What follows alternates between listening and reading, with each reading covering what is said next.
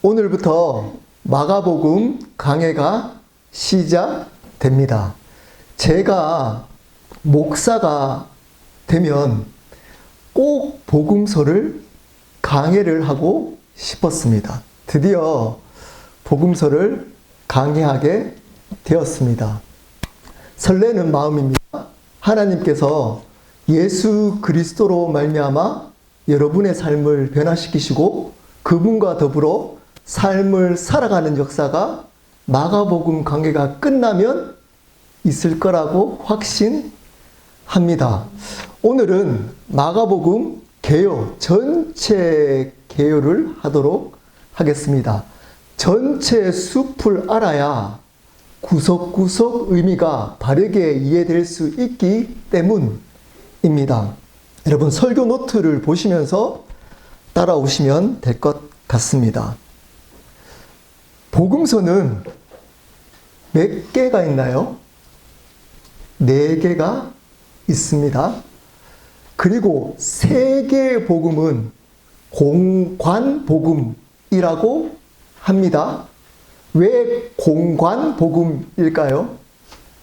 같은 관점으로 본다는 겁니다. 이 3개의 복음서가 뭘까요? 마태, 마가, 누가 복음입니다. 이 3개 복음서는 예수님의 공생애, 예수님의 신적 사역을 중심으로 쓴 같은 관점을 가지고 쓴 목적은 다르지만 예수님의 공생애라는 같은 관점을 쓴 복음서이기 때문에 공관복음이라고 합니다.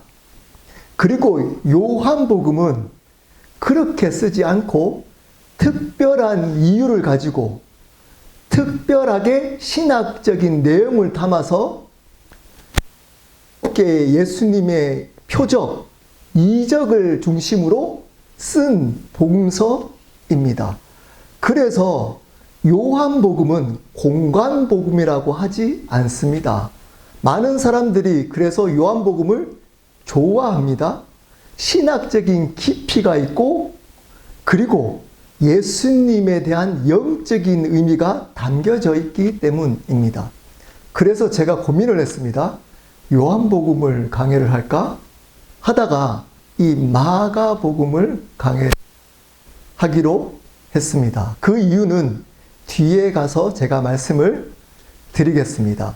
오늘부터 마가복음을 가지고 예수님의 이야기를 전하도록 하겠습니다.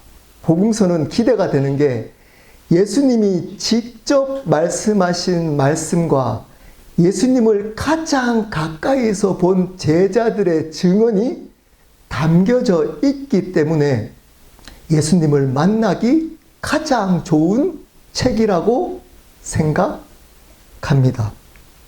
자, 마가복음 개요 설교노트 한번 보실까요? 수신자부터 하겠습니다. 수신자.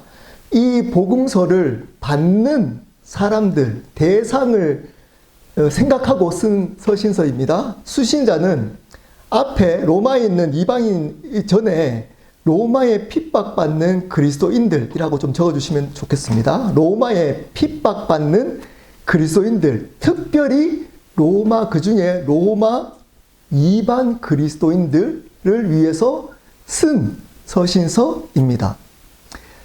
그때 당시에, 쓸 당시에 로마에는 그리스도인들이 핍박받고 있었습니다. 그 핍박받는 그리스도인들을 대상으로 쓴 겁니다. 특별히 이방 그리스도인들. 그래서 이방인 히브리어를 헬라어로 설명해주는 구절들이 종종 나옵니다. 유명한 단어가 뭐죠? 달리다굼이라고 아람어 히브리어를 헬라어로 설명을 해 줍니다. 소녀여 일어나라. 고르반이라는 것도 설명을 해 줍니다.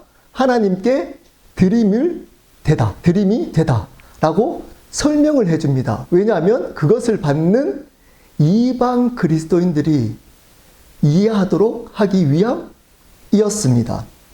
기록 연대는 대부분 신학자들이 여러 가지 의견들이 있지만 대부분은 예수님이 오신 지 65에서 70년 사이라고 말씀하고 있습니다.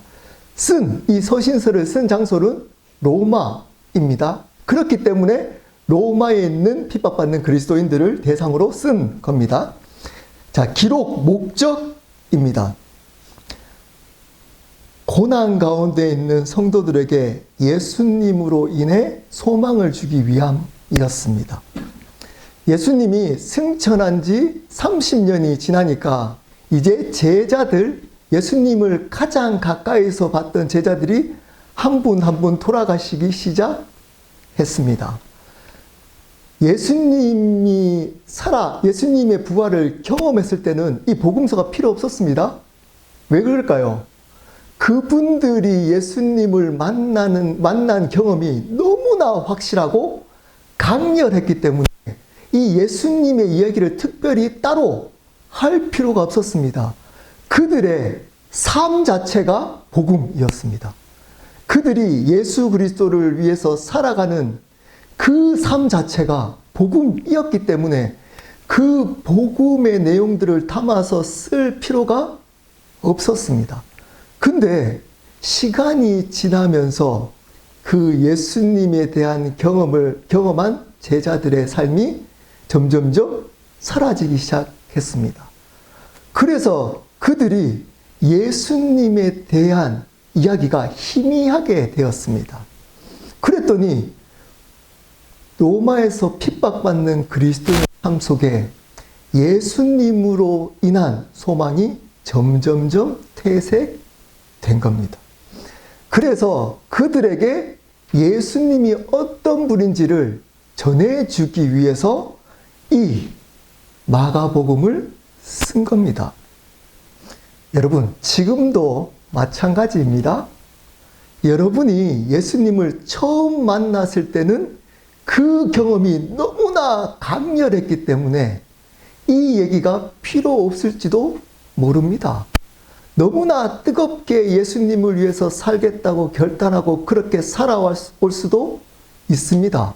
근데 그것이 시간이 지나면 지날수록 희미해져서 어느 순간 그 감격과 은혜를 잃어버린 여러분을 위한 복음서일 수 있다는 겁니다. 자, 이 특징 때문에 제가 마가복음을 선택했습니다. 여러 가지 특징이 있지만 여러분 이 세 가지 특징만 아시면 됩니다. 마가복음은 첫 번째입니다. 4복음서 중에 가장 먼저 쓰여진 복음서입니다. 말씀에 대해서 잘 모르시는 분들은 복음서 중에 가장 먼저 쓴 서신서를 뭐로 알고 있을까요? 마태복음으로 알고 있습니다. 거기에 예수님의 족보도 나오고 신학의 제일 앞에 나와 있기 때문에 마태복음이 가장 먼저 쓰여졌구나 라고 생각하는 분들이 생각보다 많습니다. 복음서 중에 가장 먼저 쓰여진 원복음서가 바로 마가복음입니다. 이 마가복음을 토대로 다른 복음이 쓰여진 겁니다. 그것을 참고로 해서 마가복음을 참고로 해서 다른 세 개의 복음서가 쓰여진 겁니다. 그러므로 이 마가복음을 바르게 알아야 나머지 복음을 바르게 이해할 수 있습니다. 심지어 마태복음은 마가복음의 내용과 90%가 같습니다. 거의 카피하듯이 적어 놓은 복음서입니다. 이 마가복음을 바르게 안다는 것이 바로 복음을 바르게 안다는 것과 직결되기 때문에 이 마가복음이 중요한 겁니다. 두 번째입니다. 예수님의 말씀, 가르침보다 행하심에 초점이 맞춰져 있습니다. 예수님이 행하신 일, 사역, 예수님의 행동에 초점이 맞춰서 쓰여졌습니다. 그래서 즉시, 바로라는 의미의 즉시라는 수식어가 무려 41번 나옵니다. 예수님이 말씀했던 가르침보다 예수님이 행했던 행함에 초점이 맞춰서 쓰여진 겁니다. 우리도, 우리의 신앙도 마찬가지여야 하는 겁니다. 하나님의 말씀을 바르게 알고 많이 아는 것도 중요하지만 그 말씀을 삶 속에 순종하며 살아가는 삶이 더 중요한 겁니다. 말씀을 지식으로만 아는 것이 중요한 게 아니라 그 말씀을 삶으로 살아서 예수 그리스도를 직접 경험하는 것이 중요하다는 겁니다. 세 번째입니다. 예수님의 죽으심과 부활하심에 초점이 맞춰져 있습니다. 마가복음은 총 16장으로 되어져 있습니다. 그 중에 예수님의 순환, 예수님의 고난과 부활에 관한 내용이 무려 6장으로 쓰여져 있습니다. 거의 50%를 할애해서 예수님의 죽으심과 부활하심에 초점이 맞춰져 쓰여진 복음서입니다. 의도가 있다는 겁니다. 여러분, 예수님이 오신 그 목적을 선명하게 보여주기 위함인 겁니다. 앞에서 예수님의 가르침보다 행하심에 초점이 맞춰져 있다고 말씀을 드렸습니다. 그 행하심 중에 가장 중요한 게 뭐라고요? 바로 예수님의 죽으심과 부활하심이라는 겁니다. 우리의 신앙도 여기에 초점이 맞춰져 있어야 하는 겁니다. 여러분, 여러 가지 많은 말씀을 아는 것, 교회에서 많은 것들을 행하는 것, 교회가 여러 가지 사역들을 감당하는 것, 나쁘지 않습니다. 나쁘지 않습니다. 네, 좋은 겁니다. 하지만 그것보다 교회가 또는 교회된 우리가 초점을 맞춰서 신앙생활을 해야 될 내용이 뭐라고요? 바로 예수님의 십자가와 부활하심이라는 겁니다. 그분의 십자가와 부활하심이 가장 중요하다는 메시지를 마가복음은 담고 있습니다. 강조하고 있다는 겁니다. 그리고 마지막, 제가 오늘 나누고 싶었던 핵심 중에 내용 나누고 싶었던 핵심입니다. 저자가 누굴까요? 마가복음의 저자는 누굴까요? 마가입니다. 네, 당연한 거죠. 마가. 제가 저자를 원래 개요할 때 처음에 제가 말씀을 드리잖아요. 근데 끝에 이렇게 말씀을 드린 이유가 있습니다. 오늘은 이 마가의 삶을 좀 살펴보기를 원합니다. 저는 이 마가가 굉장히 개인적으로 끌렸습니다. 왜냐하면 이 마가가 저와 너무나 닮아 있다는 느낌이 있었기 때문입니다. 여러분 혹시 마가에 대해서 들어본 적이 있나요? 혹시 마가는 12제자인가요? 여러분, 마가는 12제자가 아닙니다. 자, 성경에 마가라는 이름이 처음 나오는 구절이 있습니다. 우리 설교노트 볼까요? 사도행전 12장 12절입니다. 제가 읽겠습니다. 깨닫고 마가라 하는 요한의 어머니 마리아의 집에 가니 여러 사람이 거기에 모여 기도하고 있더라.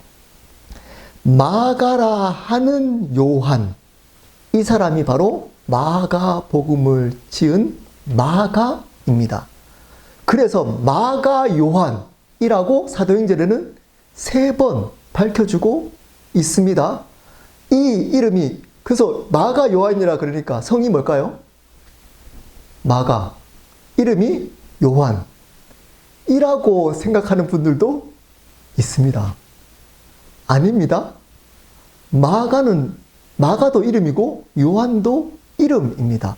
마가는 헬라식 이름, 즉 로마식 이름이고 요한은 히브리식 이름, 즉 유대식 이름입니다. 마가는 로마식 이름의, 즉 이 요한의 별명인 겁니다. 바나바처럼.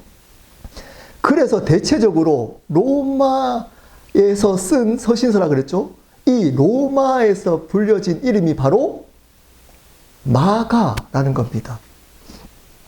이 어머니가 누구라고요? 마리아.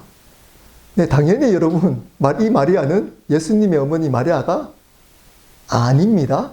마리아가 아닙니다. 어머니 이름은 마리아입니다. 이 사람, 이 여인은 사도행전에 나옵니다. 언제 나오죠? 120명의 제자가 사도행전 2장 1절부터 4절에 기도할 때 다락방에서 기도하잖아요.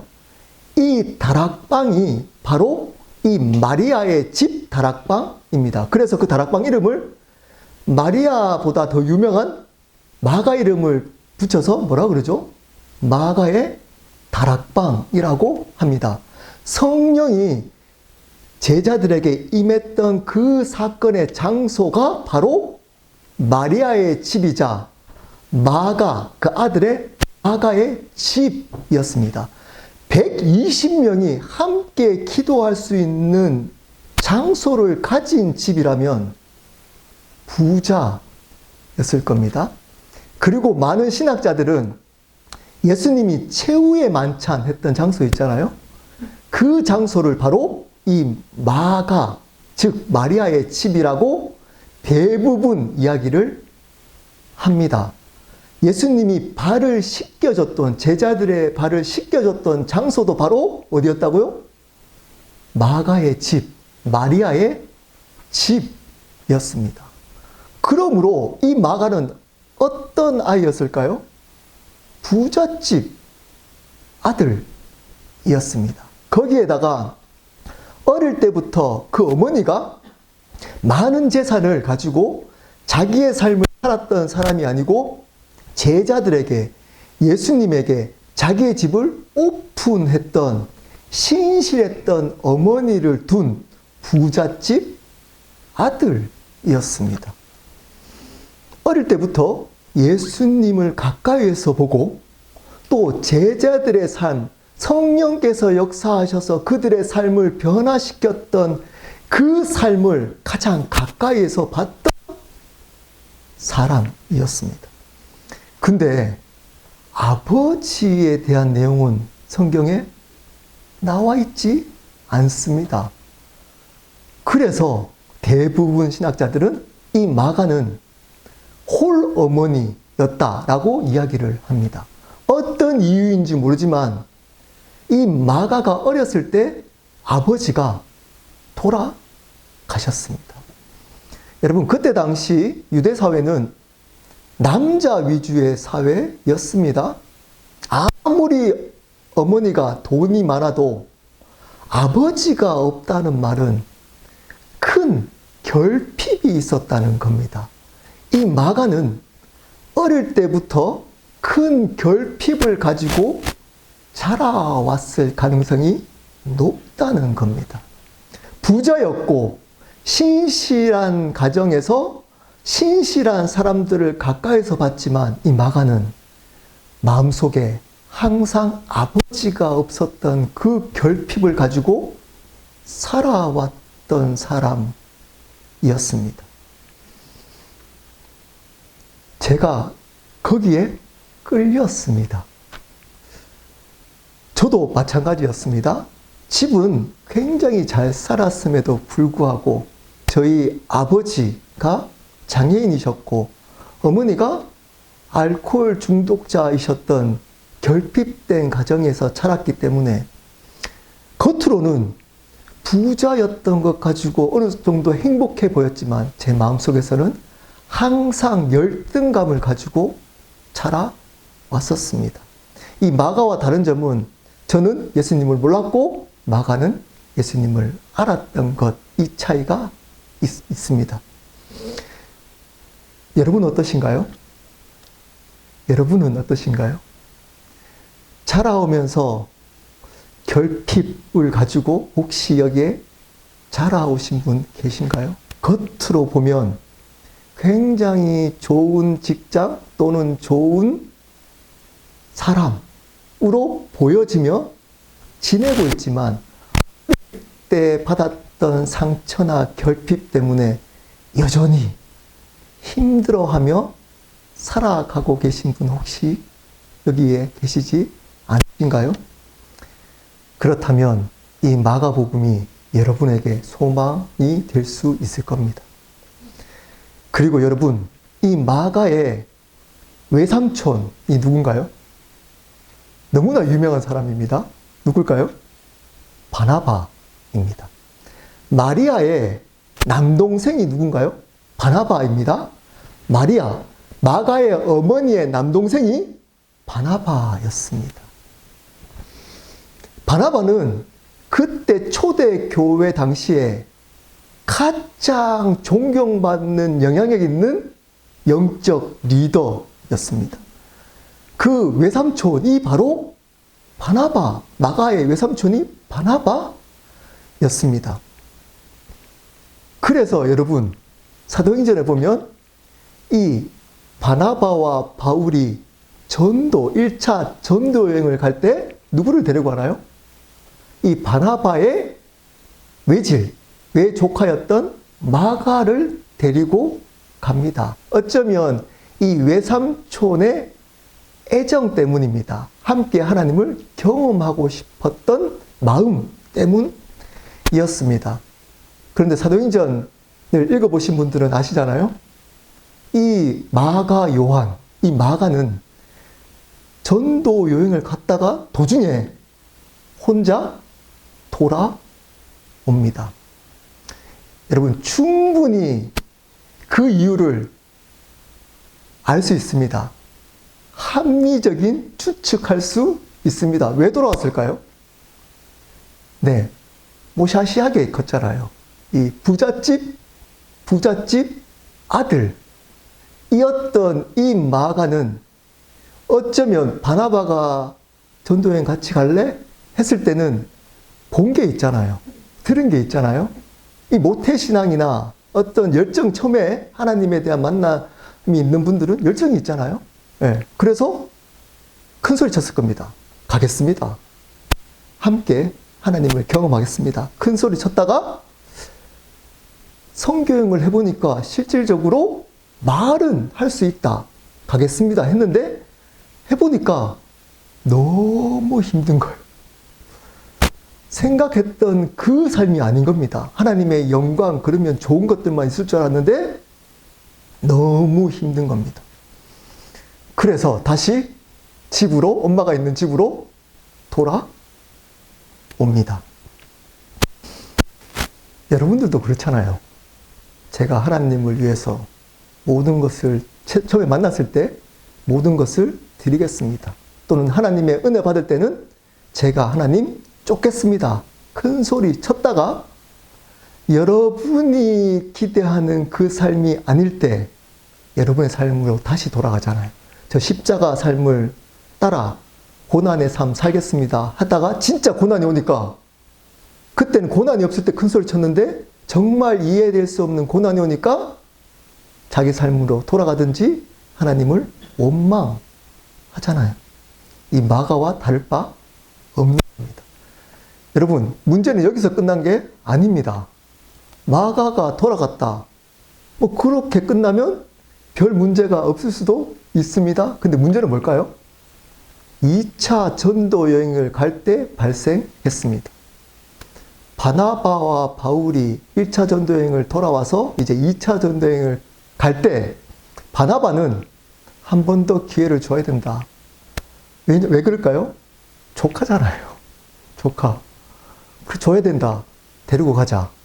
근데 원칙주의자 누굴까요? 바울은 안 된다 그랬습니다. 한 번 이렇게 했던 그 마가가 2번 안 그럴 보장이 없다. 그리고 당신 그렇게 하는 이유가 외질이기 때문 아니냐.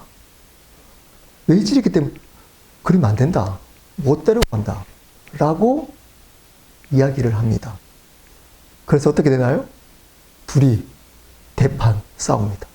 그리고 갈라섭니다. 바울은 2차 전도여행을 실라와 같이 가고 바나바는 마가를 데리고 갑니다.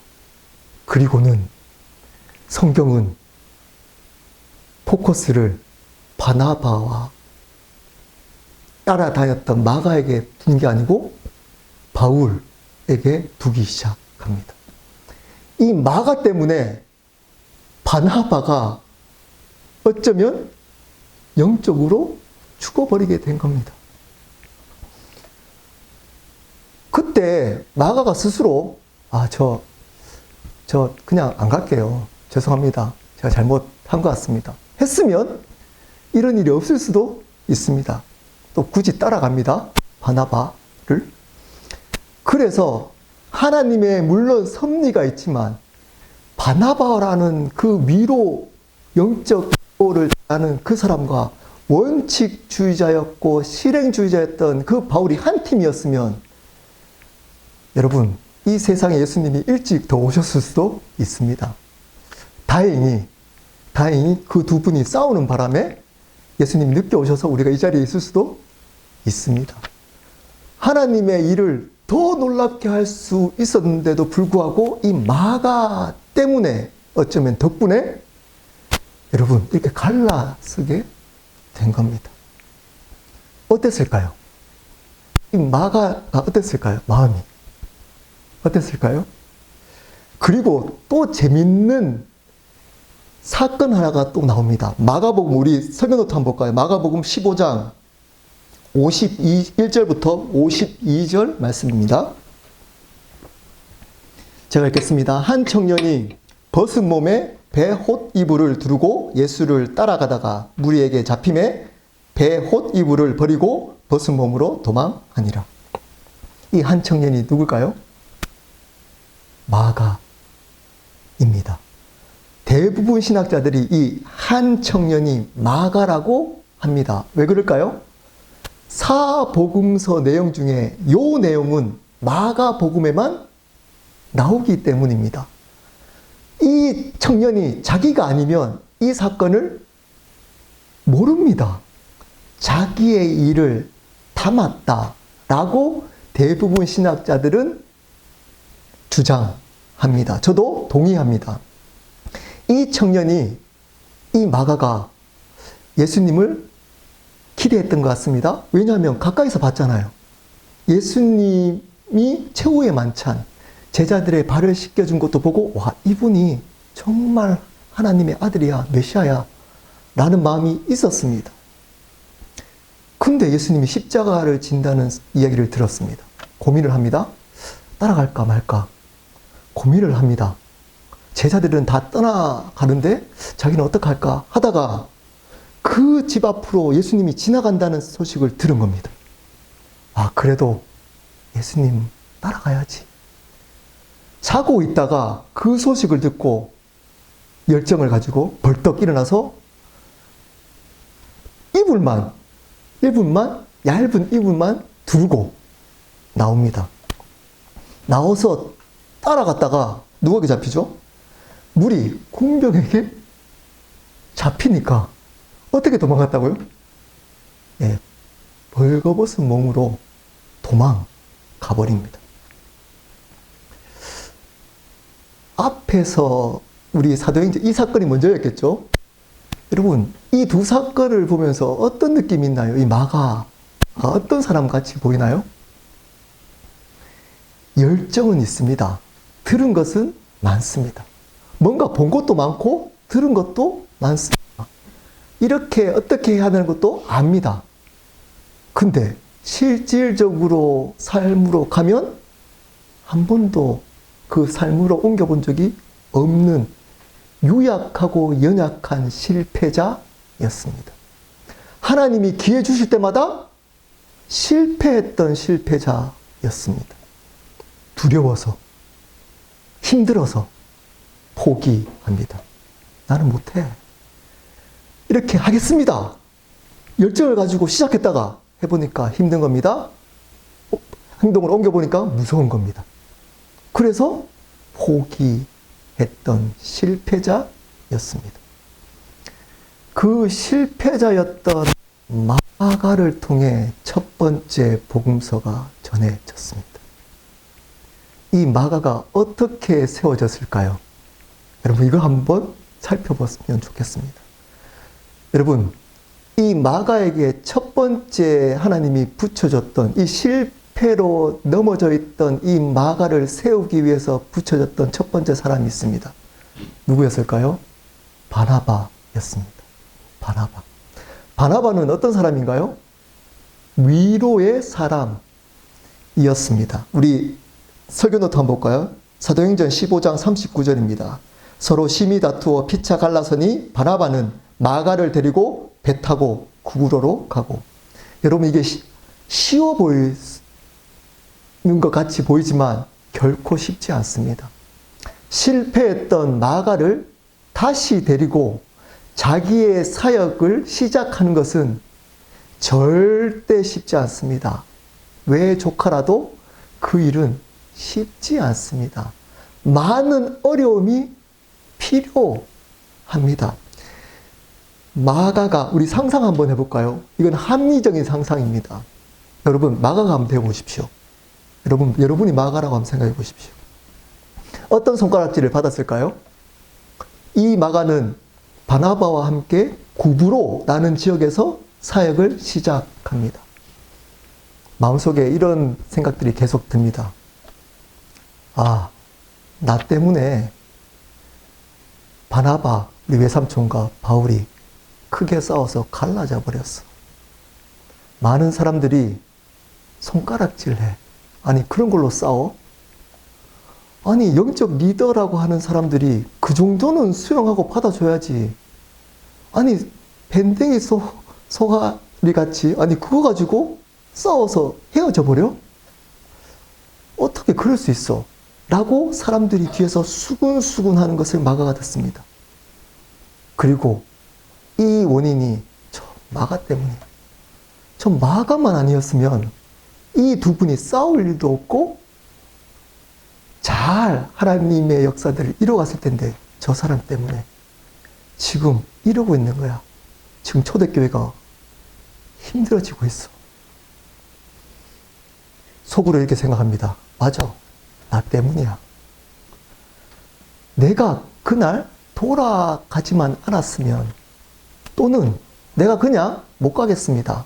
바나바 삼촌에게 죄송합니다. 제가 못 가겠습니다. 라고 이야기만 했더라면 이런 일이 없었을 텐데, 그리고 지금 바나바 삼촌이 가자 그랬을 때 내가 안 갔으면 이런 손가락질 받으면서 사역도 뭐 안 하실 텐데 나 때문이야.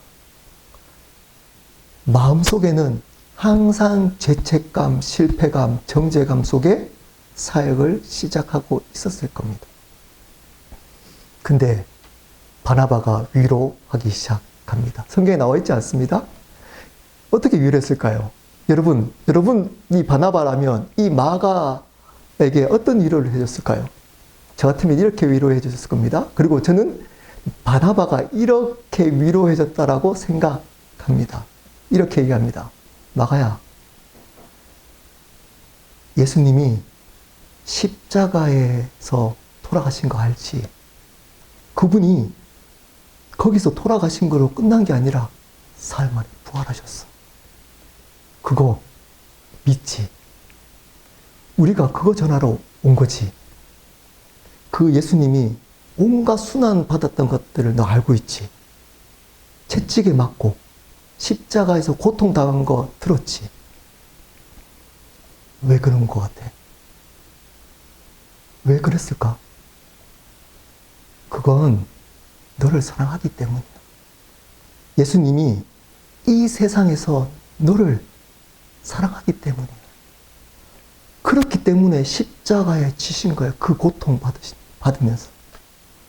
그렇기 때문에 바울 삼촌이, 바울 아저씨가 너를 외면해도 그 예수님은 너를 외면하지 않아. 그 어떤 영적인 사람, 대단한 훌륭한 사람이 너를 미워해도 예수님은 너를 미워하지 않아. 신경 쓰지 마. 예수님이 널 사랑하면 되는 거야. 그분이 널 용납하면 되는 거야. 왜냐? 그분이 그 모든 문제를 해결하기 위해서 십자가에 지신 거야.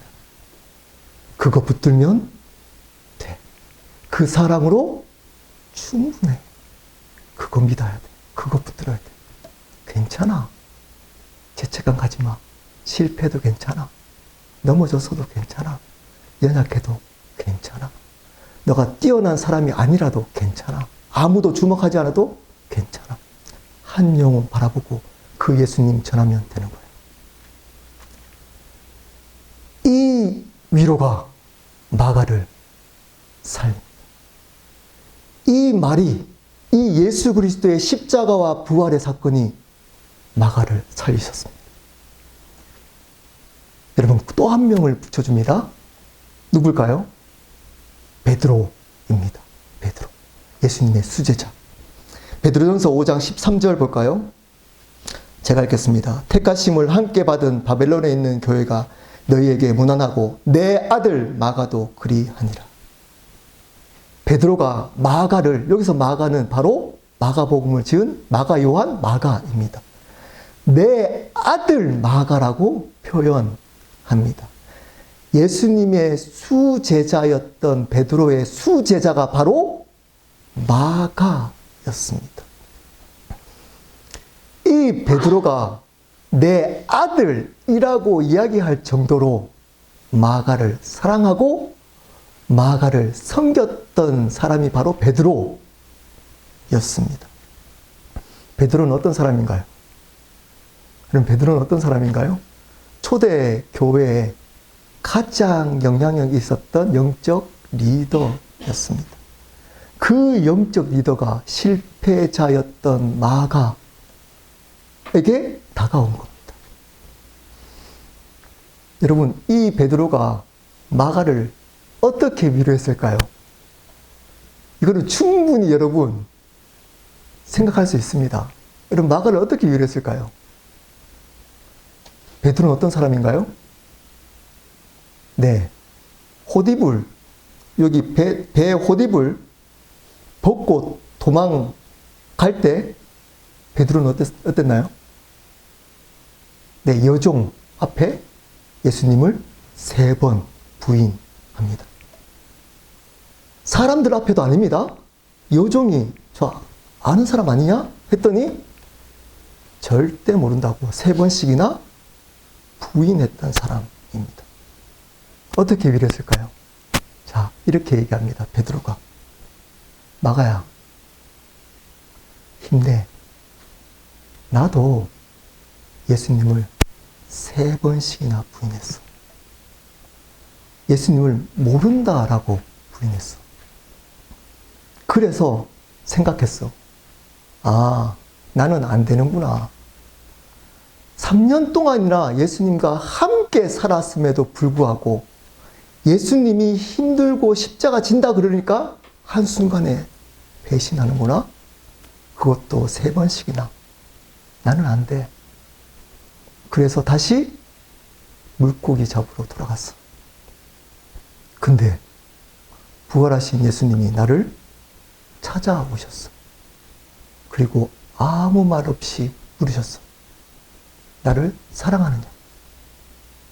베드로야, 나를 사랑하느냐? 내가 넘어졌던 그에게 한 번도 묻지 않고 3번씩이나 나 사랑하느냐? 속으로 생각했어. 왜 묻지? 이거 왜 묻지? 그래서 대답했어. 아, 이분이 나를 사랑하시는구나. 이분이 하고 싶었던 얘기구나. 베드로야, 사랑해. 내가 너를 사랑해. 그 사랑 때문에 내가 변했어. 그분이 부활하셨어. 그리고 나를 찾아오시고 그 사랑으로 나를 회복시키셨어. 그래서 무식하고 예수님을 3번씩이나 부인했던 실패자였던 내가 이렇게 복음을 전하고 삶을 살게 되었어. 모든 것이 그분의 사랑과 은혜야. 그걸로 충분해.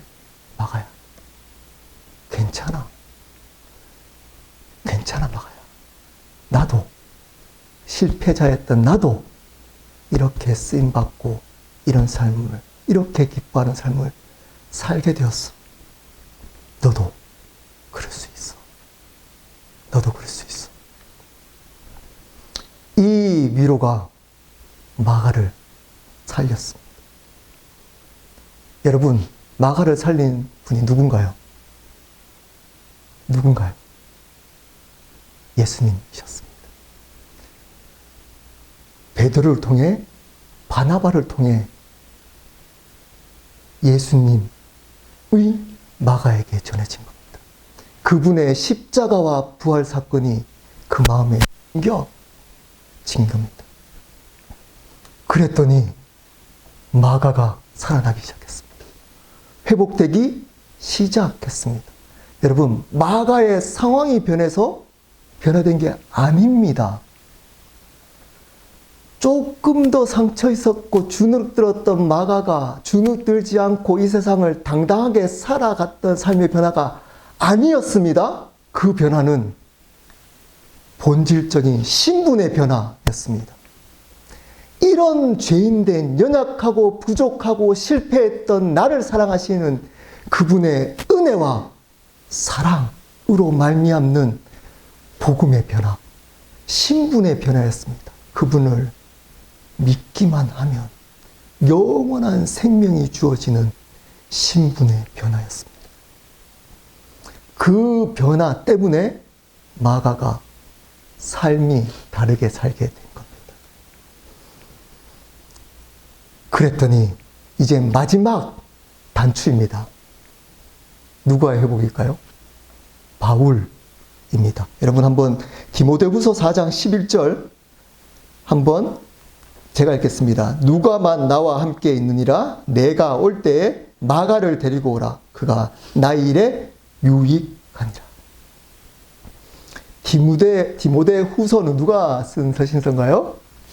네, 바울입니다. 그것도 바울이 순교하기 전 마지막 서신서입니다. 자기가 죽기 전에 누구를 데리고 오라고 그러나요? 여기 마가가 바로 마가복음을 쓴 저자입니다. 이 마가를 데리고 오라고 부탁하고 있습니다. 왜냐하면 그가 나의 일에 유익한 사람이 된 겁니다. 마지막 죽기 전에 도움이 될 사람이 누구라고요? 마가였다는 겁니다. 여러분, 이 바울은 마가 때문에 바나바와 헤어지고 이 원칙주의자잖아요. 다시 안 볼 것처럼 헤어졌던 사람입니다. 근데 소식을 듣습니다. 마가의 소식을 듣습니다. 그리고 마가를 만나봅니다. 근데 그때 마가가 아닌 겁니다. 그래서 이 바울은 마가와 동역합니다. 그리고 마지막 죽기 전에 그 마가를 보고 싶어 합니다. 마가가 나의 사역에 도움이 된다는 겁니다. 이 사람으로 마가는 변했습니다. 마가복음의 중심 구절이 바로 오늘 읽었던 마가복음 10장 45절입니다. 우리 한 목소리로 이 10장 45절을 읽어보도록 하시겠습니다. 마가복음 10장 45절입니다. 시작. 도리어 섬기려 하고 자기 목숨을 많은 사람의 대속물로 주려 함이니라. 마가가 하고 싶었던 핵심입니다. 예수님이 온 것은 섬김을 받으려 함이 아니라 도리어 섬기려 이 땅에 오셨다는 겁니다. 여러분, 예수님은 비천한 몸으로, 낮은 몸으로 오셨습니다. 이제 뒤에 마가복음 하면 할 겁니다. 이 예수님의 이름을 뭐라고 하나요? 나사렛 예수라고 합니다. 나사렛. 예수님이 메시아다. 그랬더니 사람들이 뭐라고 얘기하죠? 나사렛에 선한 것이 날 것이 있느냐. 구약의 나사렛이라는 이름의 명칭은 한 번도 나오지 않습니다. 그 말은 무슨 의미일까요? 이 땅에 예수 그리스도 메시아가 날 거라고 한 번도 생각하지 않았다는 겁니다.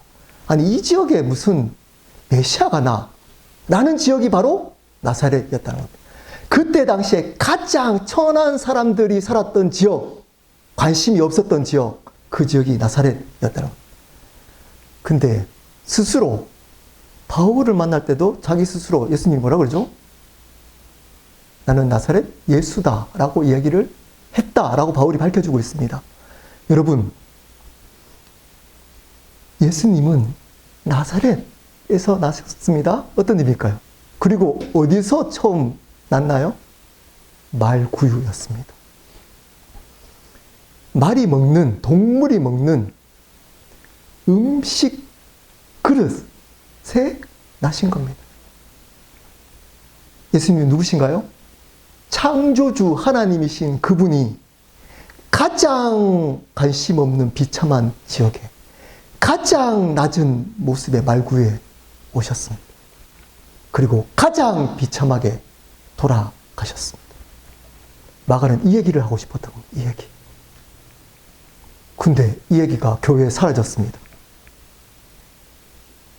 어떻게 해야 되나요? 예수 잘 믿으려면? 많은 사람들은 가장 높은 곳에서 영향력을 끼치고 좋은 대학, 좋은 곳, 성공해서 하나님을 전하라고 가르칩니다. 그랬으면 예수님이 어떻게 오셨을까요? 바리새파의 아들로 회당에서 유명한 분으로 이 땅에 오셨을 겁니다.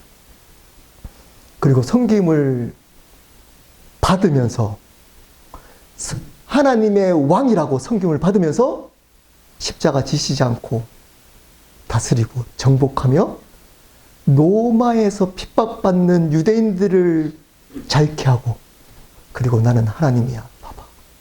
세상 가운데 이 능력이 있잖아. 죽은 자를 살리고 병든 자를 일으키는 나는 하나님의 왕이야. 거기다가 로마에 있는 왕도 나에게 굴복해. 나 믿어. 이렇게 했을 겁니다. 근데 그렇게 하지 않았습니다. 그 얘기하고 싶은 겁니다. 하나님이셨던 그 예수님이 가장 비참한 모양, 모습으로 이 땅에 왜 왔을까? 마가는 생각합니다. 왜 왔을까? 아, 그분은 섬김을, 왕이신데 섬김을 받으려고 하신 게 아니고 섬기러 오셨구나.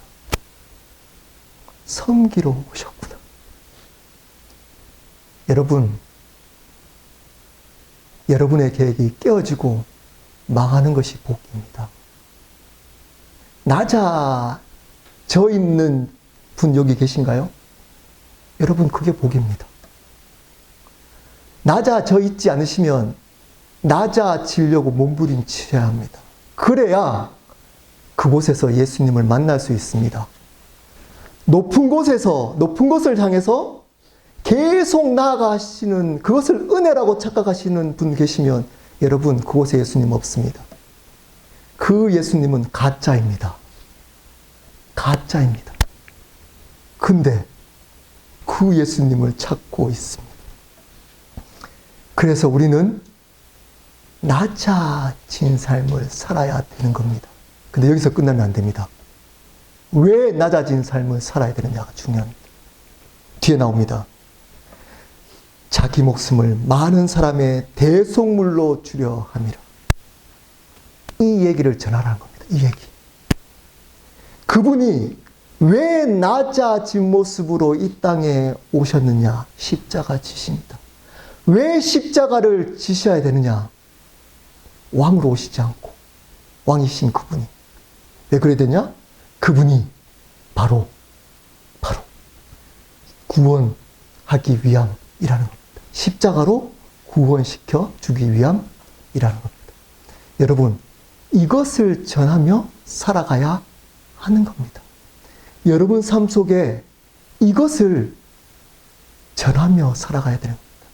낮은 자의 삶을 사는 이유가 바로 그 삶을 삶으로 우리를 구원해 주신, 영원한 생명을 주신 그 예수 그리스도를 전하며 삶을 사셔야 하는 겁니다. 그러므로 여러분, 이 마가의 이야기는 우리의 이야기입니다. 우리의 이야기. 다른 사람의 이야기가 아닙니다. 하나님을 섬기겠다고 계속 고백하지만 실질적으로 삶 속에서는 실패하고 넘어지고 죄로, 연약함으로 넘어져 있는 우리의 이야기입니다. 그 연약한 우리를 예수님이 찾아오셔서 만나주시고 변화시켜 주셔서 그분과 더불어 삶을 살아가야 하는 겁니다. 그래서 그분을 전하며 드러내며 삶을 살아가야 하는 겁니다. 마가복음을 통해 이 예수님을 만나고 회복되어서 그 예수님과 더불어 살아가는 그리고 전하는 여러분의 삶이 되시기를 예수 그리스도 이름으로 축복합니다. 우리 함께 기도하도록 하겠습니다.